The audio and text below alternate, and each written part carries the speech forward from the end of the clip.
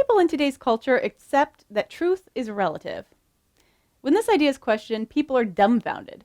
It's like calling into question 2 plus 2 equals 4. Yet it's almost completely unexamined. What seems right on the surface might self-destruct at its heart.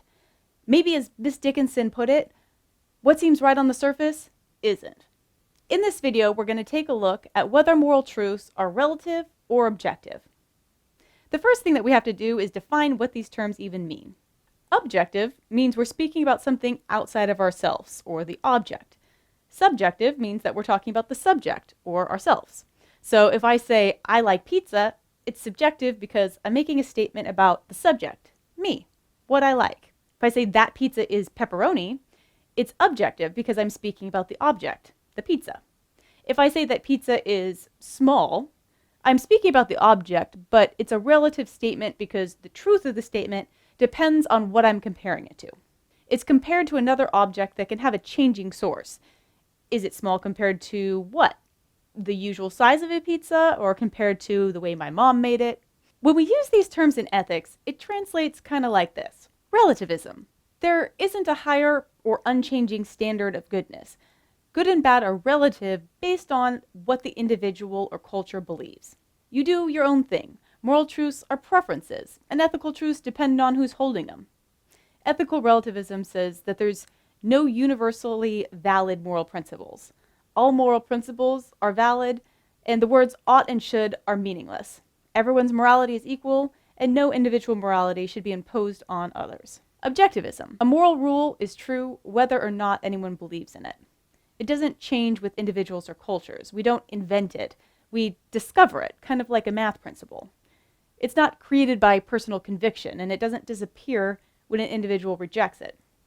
Moral rules are self-evident even though people choose to ignore them. If you're a relativist, rules are a contradiction. If there's no absolutes, no right and wrong, just what you believe, then what happens when somebody values murder or cheating or stealing? If they decided that these things are okay for them, who are you to impose your idea that they're not acceptable? Who are you to make a rule that your students can't cheat? What if they value cheating? I mean, the only thing that you could say is that they can't cheat in your class because you value honesty, but that's still just telling them that, okay, they can't cheat in your class, but it's perfectly okay elsewhere. There's 3 types of moral relativism. The first view isn't strictly about morality, but more about culture, referring to anthropology and not ethics per se. The other 2 are bona fide relativistic moral thesis, which differ from each other by who defines the subjective moral boundaries. One holds that society at large gets to determine these things. The other holds that all moral judgments find their meaning in individual preferences, not cultural norms. In this view, the relevant moral decision maker is the individual. A lot of people justify their relativism by looking at the world and making an observation. Every culture is different, and the people adopt their own culture. Each group thinks that they're right and the other is wrong. This observation doesn't prove what it assumes to, that morality is simply an invention of culture and no moral standards exist. Just because everyone thinks that they're right doesn't mean that there isn't a right. Just because views differ on the shape of the earth doesn't mean the earth has no shape. Just because cultures differ on moral viewpoints doesn't mean that objective moral truths don't exist. Disagreements on what is moral doesn't mean that there's no morals.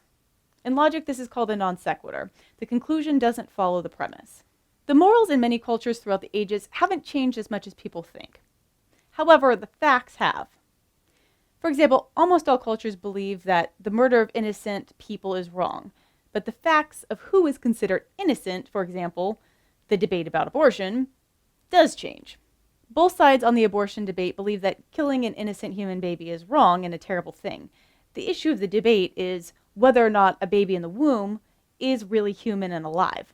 Another example that shows how most of our cultural differences are facts, not necessarily values, comes from the author Gregory Kokel. He says in India, people don't eat cattle because they believe the cow may be grandma reincarnated in another form. The fundamental value is the same. It's wrong to eat grandma when she dies. Cultural relativism says that you do whatever your society says to do. Again, there's no right or wrong society. But that means that you can never accuse a society of being immoral. What if the society tries to take over the world and enslave all the elderly? We can't stop them. We can't even tell them it's wrong. This was kind of the Nazis' defense at Nuremberg. It's called legal positivism. This views morality as whatever is legal. But it should be the opposite. Morality is the reason for the law, not that the law decides what is moral. Doesn't it seem possible to have an immoral law?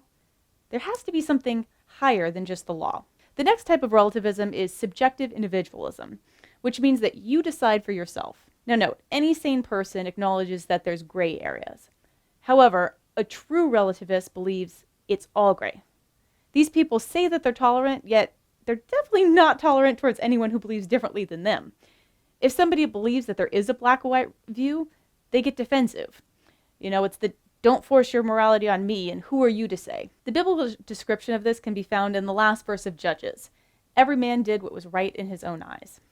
Here's some of the flaws of relativism. Relativists can't accuse others of wrongdoing. If you believe morality is personal, then you can't make any judgment of anyone else's actions ever again, no matter how offensive. It's like claiming there's an illegal play in a game with no rules. You can express your emotions, your taste, your personal preferences, but that's the end of it. If we're sure that some things must be wrong, that some judgments against another's conduct are justified, then relativism must be false. They can't complain about the problem of evil, which, by the way, gets rid of their biggest argument against God. Evil is a value judgment that identifies a departure from a standard of moral perfection. If there's no standard, then there's no departure. Relativism holds that there's no standard. C.S. Lewis explains, a portrait is a good or bad likeness depending on how it compares with the perfect original. He adds, my argument against God was that the universe seems so cruel and unjust. But how had I gotten this idea of just and unjust? A man doesn't call something crooked unless he has some idea of a straight line. Of course, I could have given up my idea of justice by saying it was nothing more than a private idea of my own, but if I did that, then my argument against God collapsed too. For the argument depended on saying that the world was really unjust, not that it just didn't please my private fancy. In the movie The Quarrel, Rabbi Hirsch explains the notion.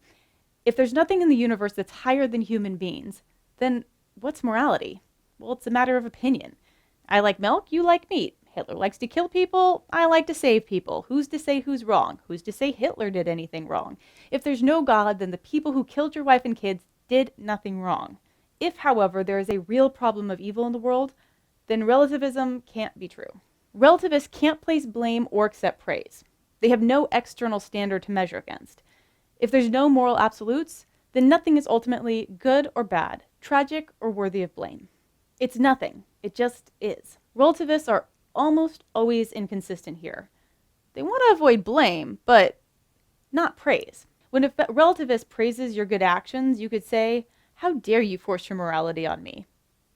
But if the notion of praise and blame are valid, then relativism is not. Justice and fairness mean nothing. The words themselves have no meaning. They dictate how people are supposed to act according to an outside standard, but that standard doesn't exist, remember? There's no rules, requirements, or demands. The terms innocent and guilty are meaningless. There's no true moral guilt. If there's no right and wrong, then you haven't broken any rules.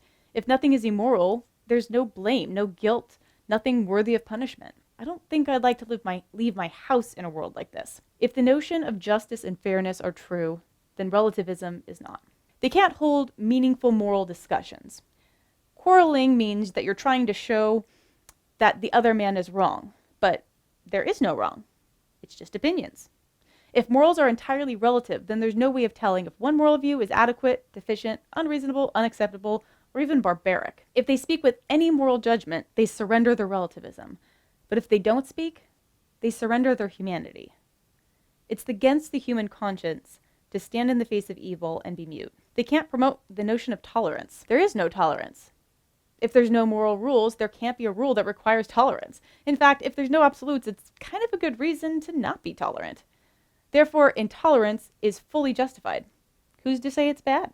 Many people live in a moral contradiction. In the 60s, a lot of men said that there was no moral absolutes, yet they marched against the war in Vietnam because it was an immoral war. No one actually lives this out. They're hypocrites. They say everyone can do their own thing, no judgments allowed, but when you cut in front of them in line, they'll complain. The relativists will object to the unfair treatment at work. They'll claim injustice in the legal system. They'll think it's wrong if Somebody rapes their daughter, and they'll praise their kids for getting straight A's. They'll condemn an intolerant fundamentalist who will force their moral views on others. But relativism can only truly be lived out in silence. There's only one other option. If relativism is not what it seems, then moral objectivism must be real. There must be a standard that was created by someone greater than us. Just because we disagree on what truth is, doesn't mean that there's no truth. Now that we know that truth is real and is available, we should seek it with our whole hearts. I hope you guys have a blessed week.